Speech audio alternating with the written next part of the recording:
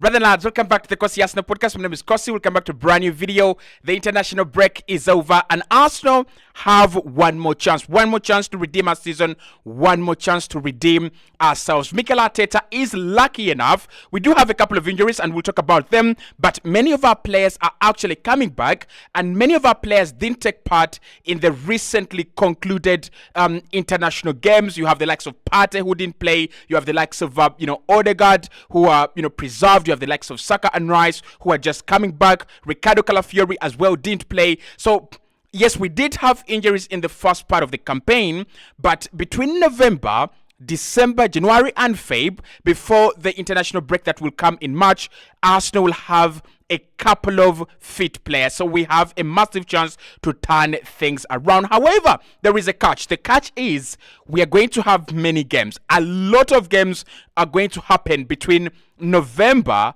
December, January and Feb. And that actually means that with a club that has seen itself in an injury crisis, you bet we're going to get some more injuries. That is number one. But also, secondly, even if we don't suffer injuries, it's a lot of games and the consistency is going to be very, very hard. But for me, Mikel Arteta, Arsenal, we now go for an all or nothing. There's nothing we've got to lose. I mean, in the Premier League right now, we are 9 points behind Liverpool.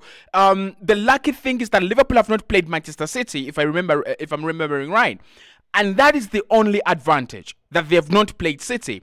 And should they drop points against City, maybe 3, maybe 2, Arsenal could close that gap to maybe 6 points or 7 points. And then we pray that before we get into the other international break, they have dropped a couple of more points. And I think we will catch Liverpool, and I think Liverpool is catchable. But for us to get Liverpool, and for us to catch Liverpool, we are going to need to have a flawless run. We're going to need to win games at a rate that has never happened before. I think what we did after Dubai last season is what we are going to need. We're going to need to score more goals. We're going to need to control more games. We're going to need to defend better and make sure that we lead games and protect our lead. So let's dive into some of the injury updates and what is awaiting Arsenal, and why I think there is a little bit of optimism, especially after this international break. So let's start off with Ben White. I think that is a major story. Benjamin White will not be available for Arsenal for 8 serious weeks. And again, if you're Mikel Arteta, you're looking at that and you're going, damn, this season cannot get enough of me. I've just, got Odegaard back. Rice and Saka have just missed out on England national duty, and hopefully they will be okay for Nottingham Forest. And then Benjamin White is out for 8 weeks. Now, of course, he did have a slight surgical procedure in his knee, and that will keep him out for 8 weeks. Now, luckily for Arsenal, Kieran Tierney is coming back. Takara Tomiyasu is coming back. We're going to talk about those. And Julian Timber is okay as well. He's there. So you have Timber, who can genuinely give you real quality at right back. You have Ricardo Calafiori, who can genuinely give you good quality at left back. And then you have the likes of Lewis Skelly, Alexander Zinchenko, and a couple of other players. The problem is that Timber cannot be relied upon as a fit player. And we've already seen that. He can play well, he's a good player, but can you really say Julian Timber is going to play for you 5 consecutive games, 90 minutes each? That's a little bit difficult. Obviously, because of the ACL he suffered last season, but also I think we rushed him a little bit. I think as a player, he needs more time on the sidelines. But anyway, Julian Timber is likely to play a lot of football at right back, as Benjamin White is now injured with a knee procedure. And I won't be surprised if Timber plays well there, that White doesn't come back into the starting 11. But that will be talk of another time when when White is fit and Timber is fit as well. So White is a big story. Leandro Trossard is the other big story that we've been hearing. Trossard is injured as well. However, the Arsenal hierarchy and the Arsenal doctors feel it is not something very, very serious. He will be okay, should be okay, and Arsenal have nothing to be worried about. But since he's injured, he might miss 1 or 2 games. And the upcoming fixtures we have, you need to have your best players and you need to have a full house ready. You have Nottingham Forest away. They have been really at home. They have been really in good form. Sporting away. Do I need to tell you what Sporting are all about? West Ham, they've struggled under Juan Lopetegui this season, but you never know. Manchester United have a new manager. You don't know what's going to come. Fulham are really under fire with a manager, and of course, have AS Monaco in the UEFA Champions League. So even these small minor injuries, like one on Leandro Trossard, you think he's gonna come back early. He won't take a lot of time on the sidelines, yes, but it's gonna really affect us, right? So White injured, Trossard injury. You don't expect them to be present in the Arsenal Nottingham Forest game, which will be played tomorrow. The good news, Bukayo Saka, Rice, and Odegaard are all expected to feature and give us a big chunk of minutes in November, December, January, and Feb, unless otherwise. Now, of course, Saka was subbed off with Rice in the last game we played against Chelsea. They couldn't continue, and they both pulled out of international duty. Of course, a few people were saying, well, listen, this is a circus. Arsenal creating this, Arsenal trying to protect their players, which isn't bad after all. We have seen the best of the best managers in the world, Sir Alexander Chapman Ferguson, the likes of Jose Mourinho. They play these mind games, and I don't have a problem with Arsenal resting Saka and Arsenal resting Rice by calling them out of the international games. I don't have a problem with that. So Saka is so important for us. Rice is so important for us. And Odegaard is so important for us as well with Mika Moreno. I think if you have that core 4, you have the real core in midfield with Partey. And then Saka is just that outlier, is what I would say. He's just that player that is different. As long as Arsenal have Saka, you better come prepared.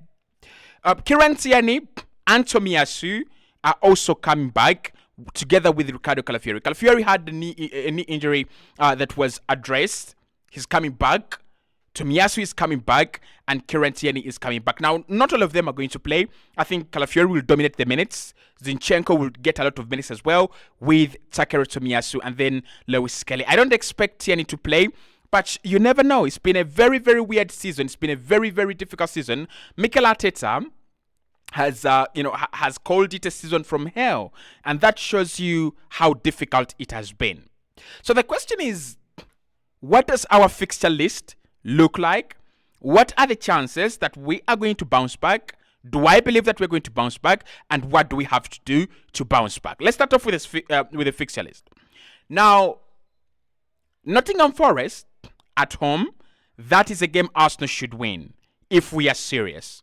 Sporting away, it's a difficult one. Very, very, very difficult game, I tell you. Very, very difficult game. But I'm going to say a draw in that game will be surely satisfying. West Ham away, I think we should beat West Ham. Everyone has beaten West Ham, apart from Manchester United. We should be able to beat West Ham. Man United, I don't know what they bring, but I don't think they have the quality to worry us at the moment. Fulham, Monaco, Everton, Crystal Palace, that is in the EFL Cup. Then Crystal Palace again, Ipswich, Brentford, Brighton. Actually, we shall end the year with Ipswich and then begin the year with Brentford. Now, for me, what I'm seeing here is teams we can beat. What I'm seeing here is an opportunity. And why do I see an opportunity? I remember there was a time last season where Liverpool had an easy run of games. And I think City too. They also had an easy run of games. They played their difficult no, they actually played their difficult games later on in the campaign. And from January up to April, they were playing the easy teams. And that was a massive advantage for them because they literally beat each and every side. Now, if you're Arsenal and you're looking to bounce back, and your fixture list is having West Ham, Crystal Palace, Everton, Ipswich, we don't have any excuses. We don't have any reasons not to perform. However, it's not going to be that easy. If you remember last season, Liverpool were thought to have a good fixture list, and Liverpool were thought to be able to go all the way and win almost each and every game. What ended up happening was that Liverpool dropped points to clubs like Crystal Palace. They dropped points to clubs like, I think, Villa as well. And they found themselves in a situation where they either have to beat the big teams, all of them, or the title is over. So because of our fixture list, you might think it's going to be easy. I don't think it will be easy, but I think it gives us an advantage. The games that we have give you an advantage to go, we can win this. We can go and win these games and then pray that Manchester City and Liverpool drop some points somewhere. That is what I'm looking at. Now, what do we need to do for us to bounce back? Because it's one thing looking at the fixtures and say we have to win them, and it's another thing winning them. I think there are three things that I talked about in my last video about what Arsenal have to do to improve. And these are the three things I'm going to point out again. One, we've got to work on our discipline. We are a team that is fond of picking up red cards where they are absolutely unnecessary, like really unnecessary. Our red cards do not result from dangerous play. Our red cards do not result from unsportlike conduct. They're coming from foolishness, honestly. Like real foolishness. So if we can deal with that foolishness, if we can start winning games well, with 11 players on the pitch, if we can finish games with 11 players on the pitch, who knows? You never know what's going to come, right? So that's the first thing. Let's deal with our discipline. Secondly, we need to work on our chances and we need to work on our goals. Guys, Arsenal is one of the worst creating teams in the Premier League. That's number one. And we are one of the lowest scoring teams in the Premier League. That is so ironical compared to that we were the same team. If you compare us to what we were last campaign, we scored more goals than any other team in the Premier League, aside City, and we conceded less goals than any other team in the league. But right now, this Arsenal team are conceding a goal almost per 90. It's sickening. It feels like we are playing City and Liverpool every single weekend. And no, we are not. And some of the goals we are conceding, the goals that we thought as Arsenal fans, well, we can no longer concede such a goal. And then those are the goals we are conceding, right? So can we work on our chance creation? Can we work on the goals? Can we get back in the goals? Can we try to score more goals? I really want us to work on that. I really want us to, I really want us to work on that. Now, the last thing is winning games and protecting leads. I don't know what has come into us, but I think for over a year, when Arsenal took the lead, I was so sure. I was very sure that we're going to win the game. I was very sure. But these days, it's actually different. Actually, these days, when Arsenal take the lead, you kind of feel like,